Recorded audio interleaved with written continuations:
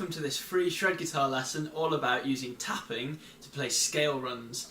Now this is exactly the kind of thing that I've featured in my Shred Guitar Made Easy mega course, which you can find down in the description below. So if you want to learn shred guitar, that is the best way to learn. Okay, so let's get started with this lesson. Right then, so we normally use tapping on guitar to play arpeggio patterns like this. Because the fact that we're using both our right hand and our left hand on the fretboard means that we can cover large expanses of the neck and do stretches that we wouldn't normally be able to do. So in that example, for instance, my index finger of the left hand is on the 5th fret, my little finger on that hand was playing the 8th fret, and my middle finger on my right hand was playing the 12th fret. Now that stretch, if I was going to do that all with one hand, that would be a hefty stretch indeed. That would be... So that would be much more difficult than just tapping it and going. So that's normally where we use tapping. But there's another advantage to it as well. And the fact that we're using two hands means that each hand doesn't have to move as fast. So that means that we can play faster without actually having to move our hands any faster. So it makes it easier to play at high speed.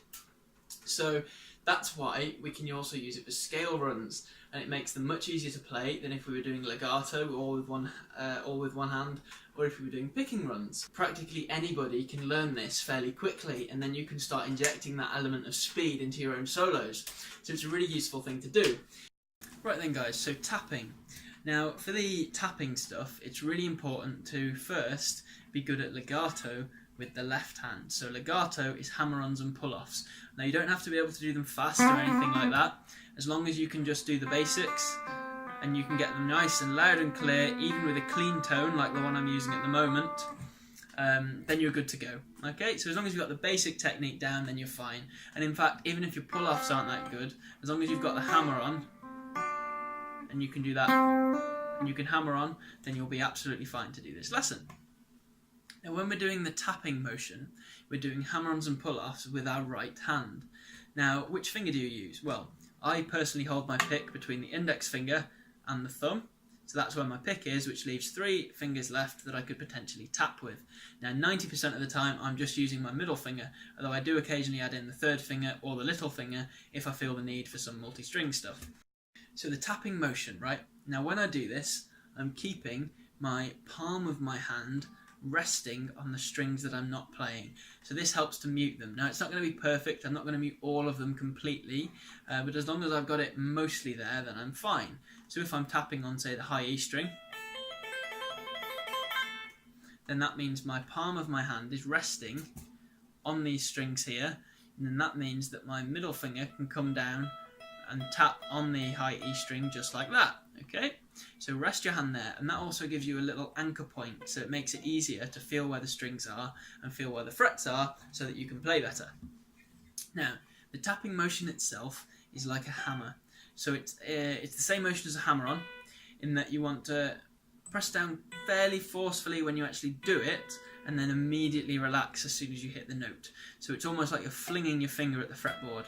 So keep your hands relaxed when you're doing this. So you press down quite quickly, your fingers should hit the fretboard quite fast, and that's what makes the noise, but you don't have to press down and use a load of force and muscle to do it, because then you'll just end up tense and you won't be able to play quickly. With this tapping motion, rest your hand there and then you hammer down quite quickly onto the fretboard. Now, a lot of the problems that people have when they're first starting tapping are a result of not being able to get this accurate. So they'll either miss the fretboard or miss the string that they wanted to go on, or the opposite problem to that is not being able to get it loud enough and getting it accurate, but not pushing your finger down fast enough to actually get a decent tone and get a decent sound out of it. So the solution to this is twofold. There's 2 exercises. Number 1 is just hit down hard and try and hit the note as accurately as you can. Don't worry if you miss a few times, that's going to happen. Just try and get it a little bit more accurate. See if every day you just try and get a few more in a row that are correct. So say, okay, well, how many times can I tap on this note and get a sound out of it correctly? How many times can I do it? So let's say I've done this many, and then, oh, I made a mistake there, I pressed on the wrong string. Okay, well, that means I don't know how many that was, but let's say that was 8 or 10. And then, okay, well, I can try it again and see if you can beat your high score. And then write down your high score at the end of the day, and the next day say, oh, see if I can beat it. You know, it makes it a bit of a game. Now, the reverse exercise of that is to do it nice and slowly and always accurate, and then gradually increase the speed that you do it at. So these two exercises approach the problem from both angles. So the first exercise approaches the problem from, well, I've got all the speed in my hands to press down nice and quick, but I haven't got the accuracy. And then the second problem says, okay, well, I've got the accuracy. The second exercise, says I've got the accuracy, but I haven't yet got the speed to push down with my hand quickly. So when you put these two exercises together, you're conquering the challenge from both sides. So that means you'll be able to learn quicker. So as a quick recap, first exercise, hammer down quickly with your finger and just try and get it more accurate. And then the second exercise, do it accurately, but then just try and increase the speed at which your finger is pressing down on the fretboard to get a louder note. So attack it from both angles and you'll get great results. Now, once you've got the hammer part of the tapping motion down, and you can do that, then the next part is the pull-off. Okay, so when we do pull-offs with our fretting hand, it's not just lifting the finger off the fret. That's what this sounds like, because it doesn't make a very loud sound. So instead, you need to pluck the string as you do it. So like when we do pull-offs, we go and we pluck it down as we do it. Okay, and we do the same thing with our tapping hand. So instead of just lifting up like that, we actually pluck the finger down like that. So we'll push down and then pluck, push down and then pluck. So it's almost as if you're dragging the string a little bit and then lifting your finger off. So you drag the string down a bit and then lift your finger off, and the string bounces back and it makes a bit of a noise.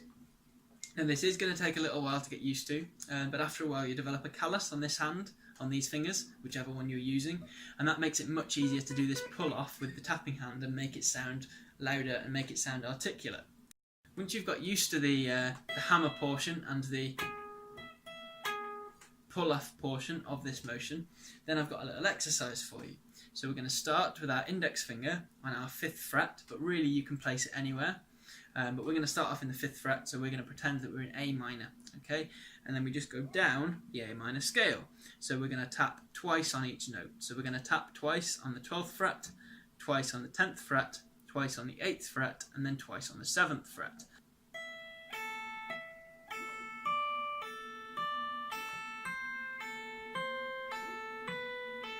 And then back up.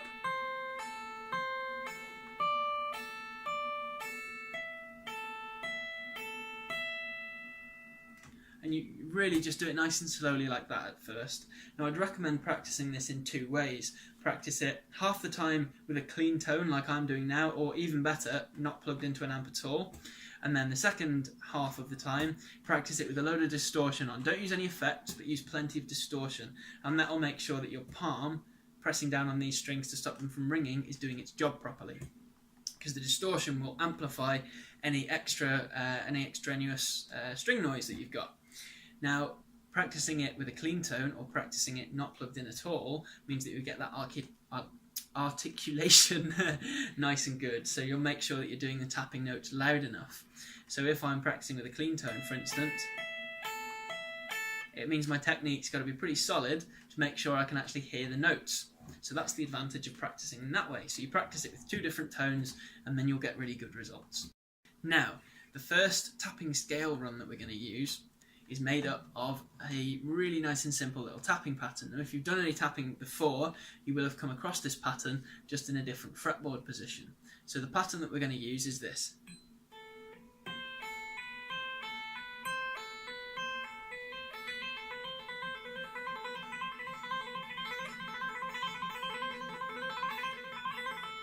Okay, now that pattern is the same as when we do that really standard arpeggio that everybody does when they do tapping.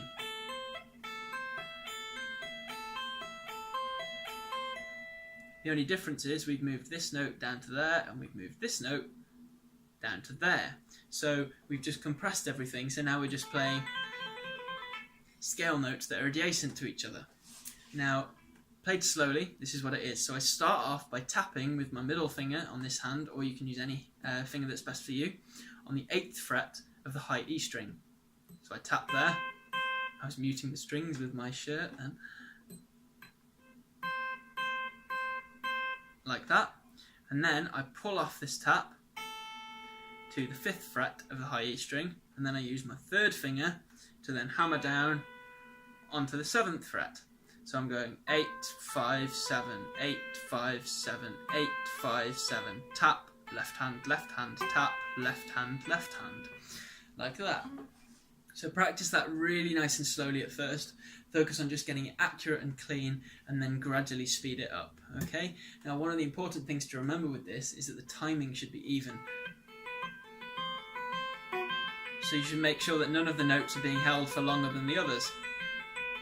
And if you do that, then it'll make sure that it sounds nice and clean. Okay, so now we've got this little tapping pattern. Okay, now the next stage is to move that around. So the tapping run that we're going to learn goes like this.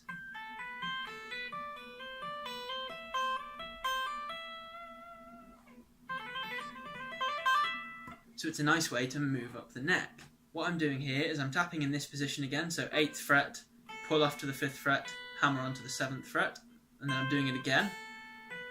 So I do it twice in that position, and then I'm going to move up a scale position. So now I'm going to go on the 10th fret, and then the 7th fret, and then the 8th fret, like that.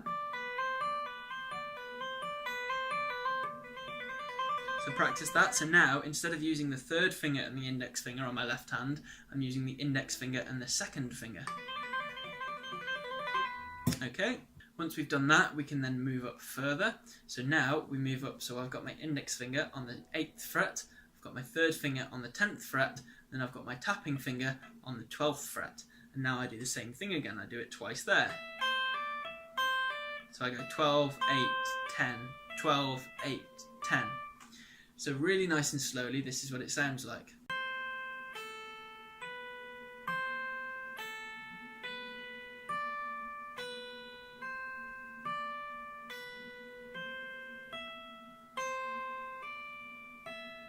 And then I end with a tap on the 12th fret, just like that. Now when you're changing positions like this, it becomes even more important to make sure you don't get any extraneous string noise. So to prevent that, what you do is when you move positions with the tapping hand, don't lift up your hand and then put it back down again. So don't lift up your palm off the strings and then put it back down again in the new position. Instead, just slide it up like that. So just slide it up. So I'm tapping here, and then I slide my hand up and tap there. So it's still touching the strings. The palm of my hand is still touching the strings even when I'm moving between positions. Right then, so here's how that lick sounds with a bit more distortion.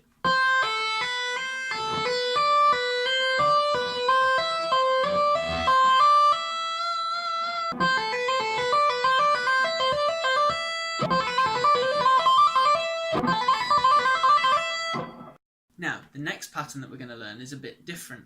So instead of going, for instance, 8th fret, 5th fret, 7th fret, we're going to do something different. So for this, let's say that we're on the G string now. So let's say we're on the 7th fret, the 9th fret, and the 10th fret of the G string. Now this is the pattern that we're going to do.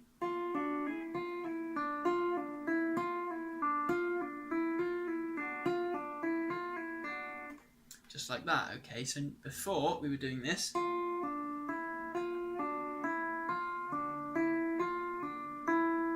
But now we're doing this. Okay? Now the difference here is that, say we've got 3 notes, and we'll name them 1, 2 and 3. So 1 is the lowest note, 2 is the middle note, and 3 is the highest sounding note. So in this pattern, we'd call it 1, 2, 3. So 1, 2, and then 3 played with our tapping hand. Now before we were going 3, 1, 2, 3, 1, 2, 3, 1, 2, like that. But now we're going 3, 1, 2, 3, 2, 1. So we're starting off the same, we're going just like that, 3, 1, 2. But then the next time we go, so we're going 3, 2, 1, 3, 2, 1. So we put those two together and we get So before you learn this lick, have a go at just going 3, 2, 1. So going from the highest note played with the tapping hand to the next note played with the third finger in this position, and then to the note played with the index finger. So you go tap, tap, tap, just like that. So you're tapping, pulling off, just like that. And once you've got that 3, 2, 1 pattern down, then put them together.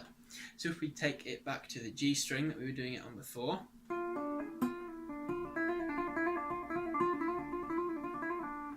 so I'm tapping down and then I'm releasing, I'm pulling off to the 7th fret with my index finger, and then I'm tapping down with my 3rd finger on the 9th fret, and then hammering on to the 9th fret with my 3rd finger, and then I'm tapping with my middle finger onto the 10th fret, and then pulling off to the note played with my 3rd finger again, and then pulling that off to the note played with my index finger. So once we've got that, then we can start to move that around. So this is the pattern that I was using in the intro. So we can do it here, and then we can move it down, so then we could do it on these frets. So now I've got my middle finger on the 9th fret of the G string, my index finger on the 5th fret of the G string, and then my 3rd finger on the 7th fret of the G string, and I'm going 9, 5, 7, 9, 7, 5.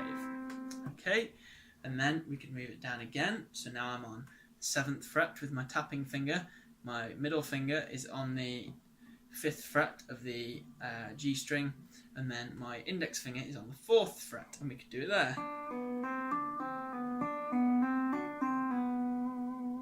And then to finish off, we can slide this note down to this fret, that's the 2nd fret of the G string, which is an A note. So we're in A minor, so that makes sense because it will end on the root, so it will sound finished. So this is what it sounds like, really nice and slow.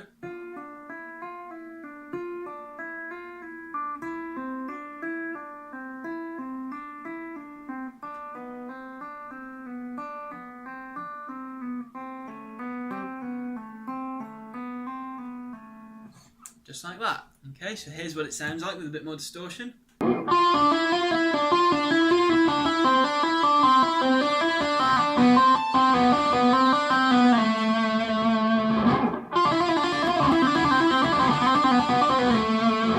Right then guys, so as you can see there's a lot we can do by taking simple patterns and moving them around.